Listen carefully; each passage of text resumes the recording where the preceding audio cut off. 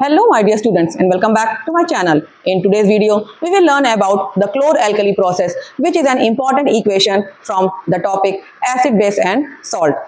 So let us see what is a chlor-alkali process. तो इसमें क्या होता है कि जब हम सोडियम क्लोराइड के एक्वस सॉल्यूशन पे हम इलेक्ट्रिसिटी पास करेंगे और सोडियम क्लोराइड के एक्वस सॉल्यूशन को हम क्या कहते हैं?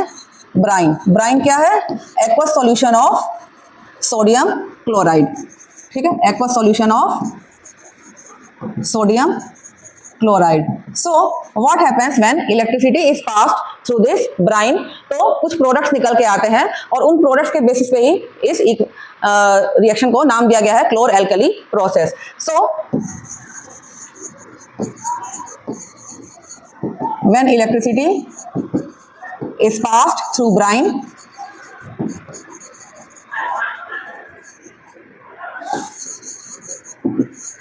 ठीक है, तब होगा क्या? तो NaCl एक्वस, और एक्वस है तो क्या होगा? यहाँ पर वाटर भी होगा. ठीक है, और ये बनाएगा क्या? It will form alkali.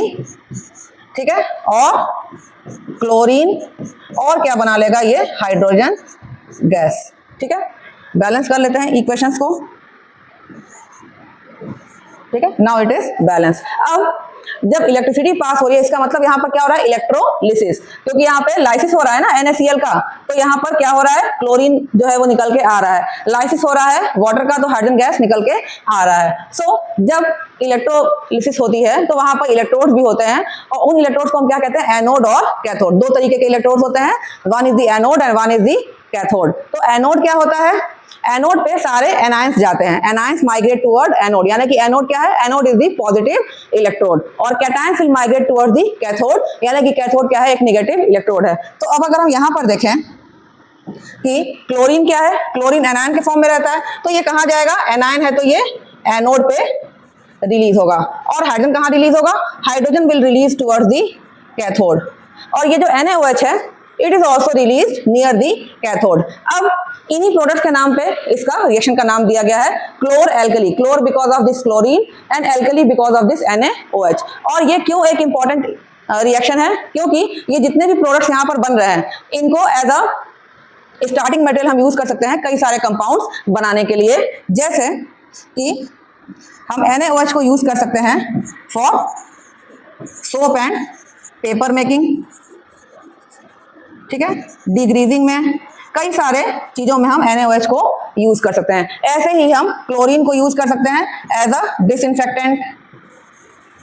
ठीक है, फॉर क्लीनिंग स्विमिंग पूल्स, है ना, पेस्टिसाइड्स बनाने के काम में, PVC पाइप बनाने के काम में, कई सारी चीजों में हम क्लोरीन को भी यूज कर सकते हैं. और ऐसे ही हम हाइड्रोजन को यूज कर सकते हैं. Hydrogen gas as a fuel भी यूज हो सकता है, और अमोनिया एज अ फर्टिलाइजर भी बनाने के काम आ सकता है, या मार्गरीन्स बनाने के काम आ सकता है. ये जो हाइड्रोजन और क्लोराइड है, ये दोनों मिला के क्या बन जाएंगे? HCl भी बना सकते हैं. तो ये जो भी प्रोडक्ट्स यहाँ पे रिलीज हो रहे हैं, ये इनसे कई सारे और प्रोडक्ट्स बन के आते हैं. इसीलिए ये एक बहुत ही इंपॉर्टेंट इक्वेशन है जो कि हमें याद रखना है, और एग्जाम पॉइंट ऑफ व्यू से ये बहुत ही इंपॉर्टेंट इक्वेशन है, जिसमें हमको ये इक्वेशन जो है पूरा हमें सही से इसको याद होना चाहिए. ठीक है, बैलेंस फॉर्म में हमें ये इक्वेशन याद होना चाहिए. और यहाँ पर यूज क्या हो रहा है? जो ब्राइन है, ब्राइन यानी कि NaCl का एक्वस सॉल्यूशन. तो this is about the chlor alkali process. और इसके बाद हम बात करेंगे कि क्लोरीन से हमें कौन सा कंपाउंड हम बनाते हैं, ब्लीचिंग पाउडर, उसके बारे में हम बात करेंगे.